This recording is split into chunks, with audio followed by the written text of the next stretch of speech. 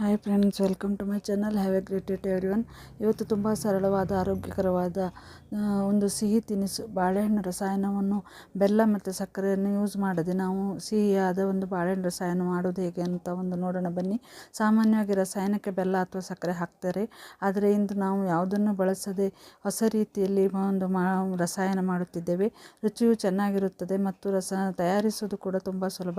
ಮೊದಲು ಚೆನ್ನಾಗಿ ಹಣ್ಣಾದ ಒಂದು ಸ್ವಲ್ಪ ಬಾಳೆಹಣ್ಣನ್ನು ತೆಗೆದುಕೊಂಡಿದ್ದೇನೆ. ನೋಡಿ, ನಾನು ಬಾಳೆಹಣ್ಣು ಸಿಹಿಯಾಗಿದ್ದರೆ ರಸಾಯನ ಇನ್ನೂ ರುಚಿಯಾಗಿರುತ್ತದೆ.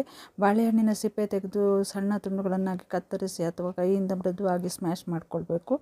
ಮೊದಲಿಗೆ ನಾನು ತುಂಬ ಒಂದು ಹಣ್ಣಾದ ಬಾಳೆಹಣ್ಣನ್ನು ತೆಗೆದುಕೊಂಡಿದ್ದೇನೆ. ತುಂಬ ಚೆನ್ನಾಗಿರೋ ಹಣ್ಣನ್ನು ನೋಡಿ ತಗೊಳ್ಬೇಕು ನೀವು. ಇದಾದ ನಂತರ ನೀವು ಏಲಕ್ಕಿಯನ್ನು ತಗೊಳ್ಬೇಕು. ಇದಕ್ಕೆ ಏಲಕ್ಕಿ ನಿಮಗೆ ಚೆನ್ನಾಗಿರೋ ಏಲಕ್ಕಿಯನ್ನು ಒಂದು 3-4 ಇದ್ದರೆ ಸಾಕಾಗುತ್ತೆ. ಅದು ನೀವು ಎಷ್ಟು ಬೇಕೋ ಅಷ್ಟನ್ನು ತಗೊಳ್ಬೋದು. ಮೊದಲು ಚೆನ್ನಾಗಿ